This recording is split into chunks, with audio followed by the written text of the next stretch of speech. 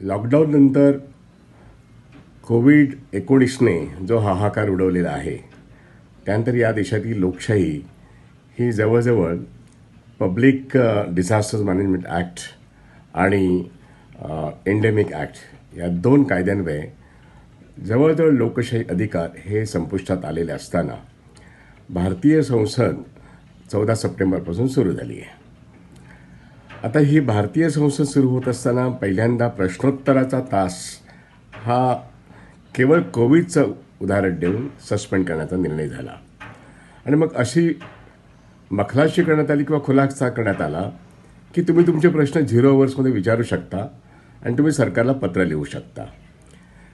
कारण का question our suspend करणं हा खासदारांचा जो काही या देशाच्या घटनेप्रमाणे हक्क आहे. पार्लमेंटमध्ये जे अनेक महत्त्वाचे अधिकार आहेत त्यातला तो सर्वात महत्त्वाचा अधिकार आहे प्रश्न विचारणं, सरकारला प्रश्न विचारणं, देशाविषयी माहिती मागणं, लेखी मागणं, तोंडी प्रश्न विचारणं हा अधिकार प्रश्नोत्तराच्या तासात असतो. अशा परिस्थितीत लोकसभा सुरू झालेली आहे आणि पहिलाच विषय बँकिंग रेग्युलेशन ॲक्ट 1949 याच्या अमेंडमेंटविषयी हा प्रश्न आलेला आहे. आणि अमेंडमेंटविषयी का तर जून महिन्यामध्ये जो रिझर्व्ह बँक ऑफ इंडियाच्या एम्पॉवरमेंटविषयी जो ऑर्डिनन्स निघाला त्या ऑर्डिनन्सला आता कायद्याचं स्वरूप द्यायचं आहे. त्या ऑर्डिनन्सप्रमाणे अर्थातच एक स्वतंत्रपणे बोलावं लागेल, परंतु तो ऑर्डिनन्स या देशातल्या मल्टी स्टेट कोऑपरेटिव्ह बँका आणि अर्बन कोऑपरेटिव्ह बँका यांचं संपूर्णपणे रेग्युलेशन आणि सुपरविजन हे रिझर्व्ह बँक ऑफ इंडियाच्या हातात येणार आहे. हा जो कायदा पास झाला त्याच्या लगोलग आणखीन काही कायदे याच पार्लमेंटमध्ये येणं अपेक्षित आहे. परंतु अजून या कायद्याच्याबद्दल जसं शेवटच्या मिनिटापर्यंत नेमके बदल काय हे सांगण्यात आलेले नव्हते, त्याच पद्धतीने अनेक कायदे ऐनवेळी येऊ शकतात.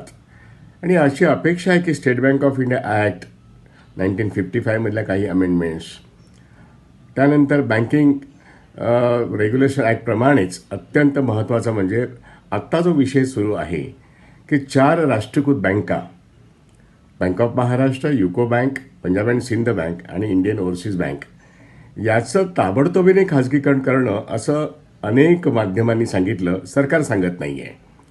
सरकार RTIमध्ये काहीच नाही, आता काय आम्ही असा विचार केला नाही अशा तऱ्हेची उत्तर देत आहेत.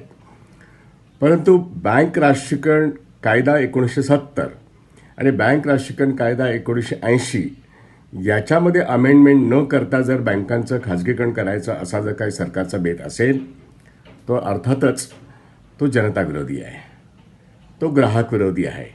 कारण बँका या देशाच्या मालकीच्या आहेत आणि बँका जेव्हा जनतेच्या मालकीच्या आहेत, देशाच्या मालकीच्या आहेत, तेव्हा त्याच्या खाजगीकरणाच्या एकूणच प्रक्रियेसंदर्भात कायदा काय म्हणतो या सरकारचं एकूणच डिक्लेअर्ड धोरण असं आहे की आम्ही बँकांमध्ये डिसइन्व्हेस्टमेंट करू, त्याचं खाजगीकरण करू, हे 5 ट्रिलियन इकॉनॉमी करू, हे जे काही फेब्रुवारीच्या बजेटमध्ये निर्मला सीतारामन यांनी सांगितलं. आणि अर्थातच प्राईम मिनिस्टर यांनी पण सांगितलं की वित्तीय तूट भरून काढण्यासाठी आम्ही हे डिसइन्व्हेस्टमेंटचा प्रोग्राम करू. त्याकरता काही बँकांचं विलिनीकरण, काही बँकांचं खाजगीकरण आणि LICच्या एकूणच मालकी हक्कातून इनिशियल पब्लिक ऑफर काढून 90,000 कोटी रुपयापर्यंत आम्हाला सरकारच्या वित्तीय तूट भरून काढण्याकरता जमा करायला लागतील. त्यामुळे सार्वजनिक क्षेत्राचं खाजगीकरण, LICचं इनिशियल पब्लिक ऑफर म्हणजे खाजगीकरण, राष्ट्रीयकृत बँका अर्थात 4 नावं जी येतात त्याच्या पलीकडे सुद्धा आणखीन काही नावं आहेत त्यांचं खाजगीकरण, याच्यामधून सरकारने जे फेब्रुवारी महिन्यात जे उद्दिष्ट ठेवलं 2,10,000 कोटी जमा करायचे, त्यापैकी या पार्लमेंटच्या सेशनमध्ये त्यांना हे काही बोलणं अपेक्षित आहे. आणि त्यामुळे या 14 दिवसाच्या किंवा 15 दिवसाच्या पार्लमेंटमध्ये आता बँकिंग रेग्युलेशन ॲक्टमध्ये त्यांनी सहकारी क्षेत्राविषयी जे त्यांचं एकूणच विजन होतं ते उघड केलेलं आहे. याच्यातून एक धोका स्पष्ट आहे सहकारी बँकांच्या बाबतीमध्ये आणि तो म्हणजे की आत्ता संपूर्ण देशामध्ये साधारणपणे 500 सहकारी बँका ज्या आहेत त्यातल्या महाराष्ट्रामध्ये 60% जवळजवळ हिस्सा आहे. याचं संपूर्णपणे रेग्युलेशन जे आहे हे आणि सुपरविजन, मुख्यतः सुपरविजन हे अनेक राज्यांमध्ये ज्या कोऑपरेटिव्ह बँका आहेत त्या राज्य सरकारांकडे कोऑपरेटिव्ह सोसायटीचे रजिस्ट्रार आहेत किंवा सहकार खाती आहेत.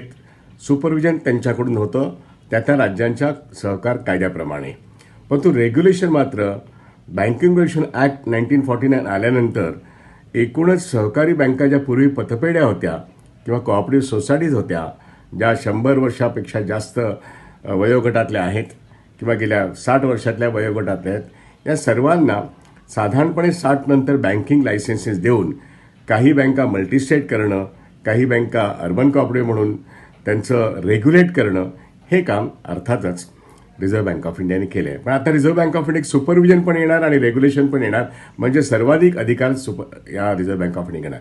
अशा परिस्थितीत पंजाब आणि महाराष्ट्र बँक जी बरोबर 1 वर्षापूर्वी या बँकेमध्ये जो काही घोटाळा HDLचे चेअरमन, DHFLचे संचालक मंडळातले लोक आणि पंजाब अँड महाराष्ट्र बँकेतले संचालक मंडळातले लोक आणि काही लोकांनी मिळून जी 21,000 बोगस अकाउंट्स उघडली आणि एकूण 8,500 कोटी सुमारे जे काही कर्ज वाटप झालेले त्या कर्ज वाटपापैकी 70% कर्ज वाटप याच वाधवा पितापुत्रांच्या उद्योग समूहाला त्यांनी जी मिळवलेली आहेत त्याच्यात अर्थातच रिझर्व्ह बँक ऑफ इंडियाचे हात बरबटलेले आहेत.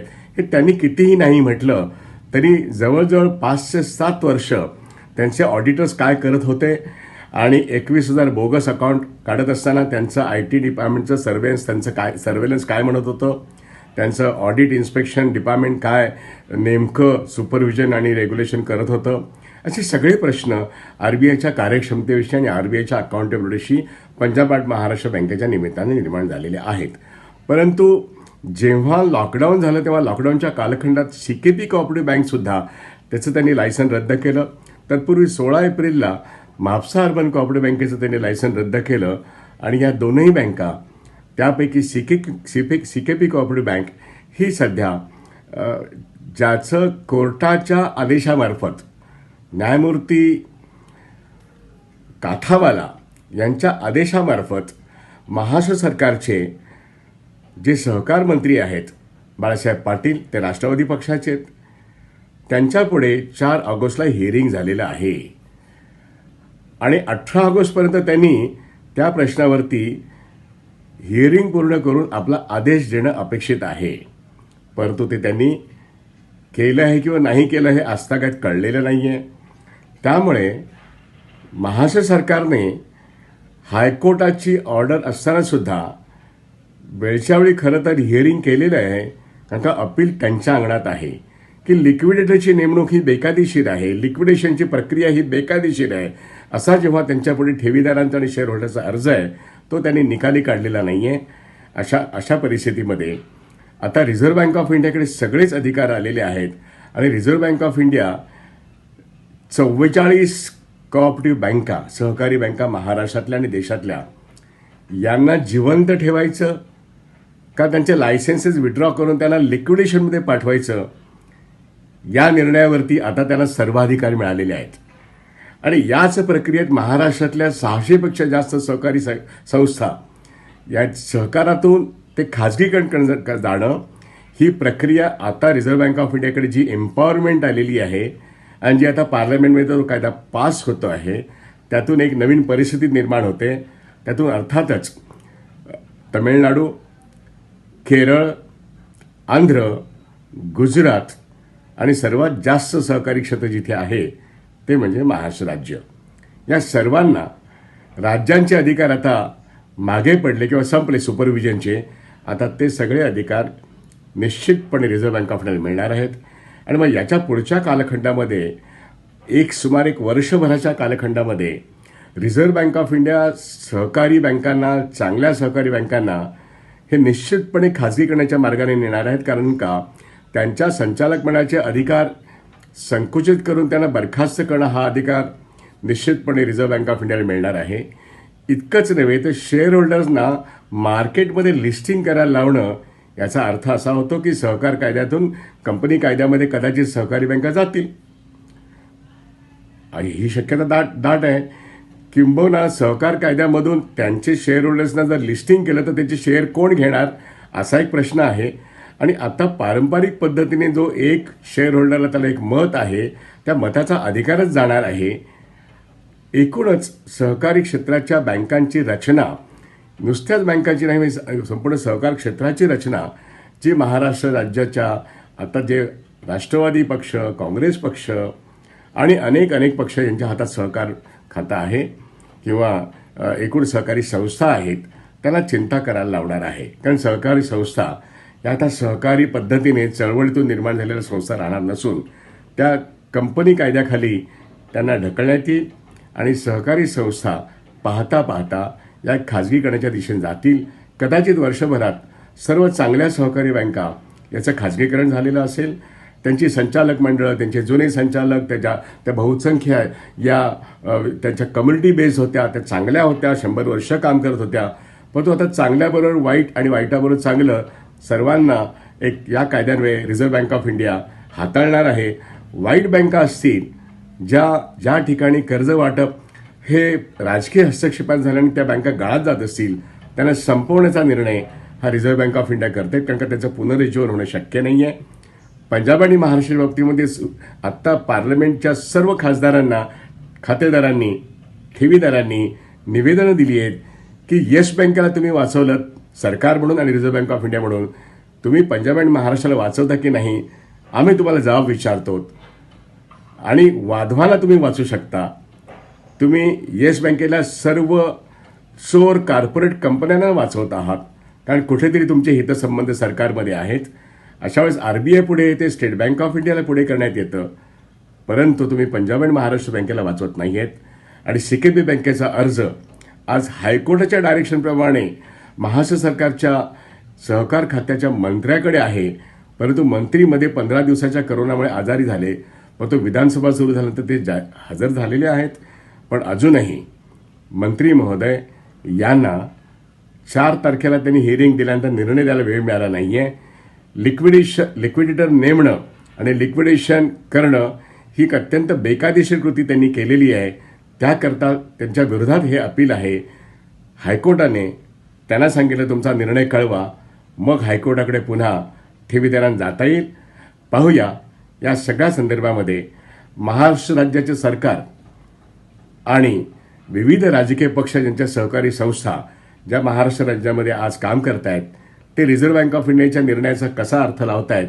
कारण याच्यामध्ये अंतिमतः महाराष्ट्र राज्यातले सर्व ठेवीदार जे सहकारी बँकांमध्ये विश्वास ठेवून बँकांमध्ये पैसे ठेवतात, त्यांचे पैसे पेन अर्बन सहकारी बँक किंवा आता पंजाब आणि Maharashtra bank, RuPay bank, CKP cooperative bank, Mapusa urban cooperative bank यासारख्या अनेक 44 कोऑपरेटिव्ह बँका आहेत ज्या आता जगणार का मरणार, त्याच्यात लाखो आणि कोट्यवधी लोकांचे जे पैसे आहेत त्यांना केवळ 5 लाख देऊन फुटवणार.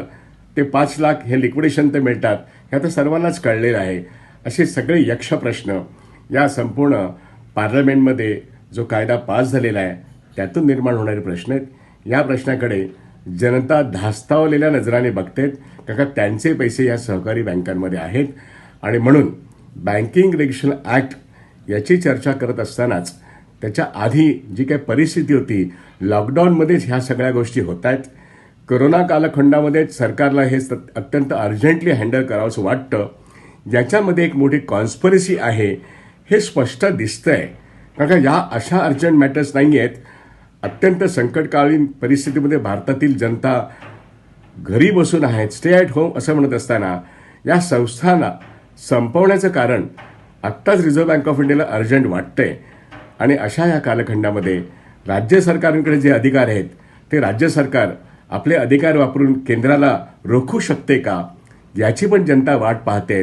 आणि म्हणून लोकशाहीच्या नावाखाली जनतेवरती अन्याय करण्याची ही जी काही प्रक्रिया आहे, आता बँकांमधल्या ठेवीदारांना जाहीरपणे प्रश्न विचारायला वाटतो की तुम्ही आमच्या ठेवींचं संरक्षण करू शकत नसाल तर आम्हाला आमचा निर्णय करायला लागेल.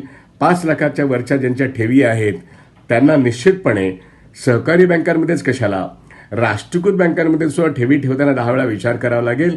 आणि खाजगी बँकांमध्ये पैसे ठेवण्यासारखे आता खाजगी बँका या सक्षम नाहीच आहेत, कारण का आपण येस बँकेचं काय घडलं हे आपण पाहिलेलं आहे.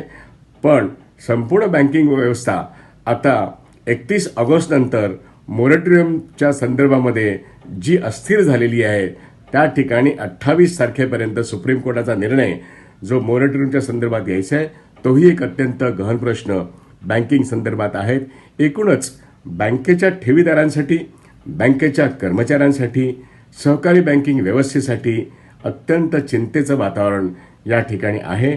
आणि म्हणून पार्लमेंटचं सेशन गेले 2-3 दिवस जे चालू आहे त्यातला जो महत्त्वाचा जो फायनान्शियल सेक्टर किंवा आर्थिक जगत किंवा बँकिंग जगताविषयीचा जो प्रश्न आपल्या समोर आलेला आहे त्या ठिकाणी आपले जे लोकसभेत गेलेले लोक आहेत महाराष्ट्र राज्यातले किंवा बाहेरचे हे पंजाब अँड महाराष्ट्राच्या ठेवीदारांचा आवाज पार्लमेंटमध्ये बुलंद करतात का हेही पाहणं महत्त्वाचं आहे.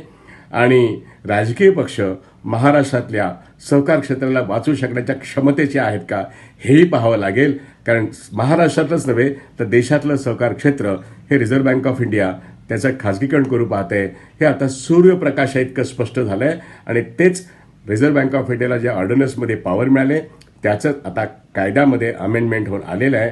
तो अर्थ लोकांनी समजून घ्यावा आणि आपल्या पैशाची जी काळजी आहे ती करण्याकरता संघटनेमध्ये एकवटणं ही काळाची गरज आहे. एवढंच सांगून हा व्हिडिओ जर तुम्हाला आवडला असेल तर निश्चितपणे तो शेअर करावा. आणि हा व्हिडिओ निश्चितपणे अनेक ठिकाणी व्हायरल होण्याची शक्यता आहे. त्यामुळे मॅक्स महाराष्ट्रच्या माध्यमातून हा व्हिडिओ सर्वत्र पोहोचवणं हे आपल्या सर्वांचं काम आहे. ठेवीदार कोट्यवधी आहेत आणि म्हणून कोट्यवधीच्या संख्येने लोकांनी नेमकं काय घडतंय, आपल्या पैशाची सुरक्षा कितपत आहे याच्याविषयी समजून घेणं आवश्यक आहे. आणि लोकांनी एकजूट होऊन या गोष्टी थांबवता येऊ शकतात का, ह्याच्यात बदल घडवता येऊ शकतो का याचा विचार करणं ही खरी तर काळाची गरज आहे.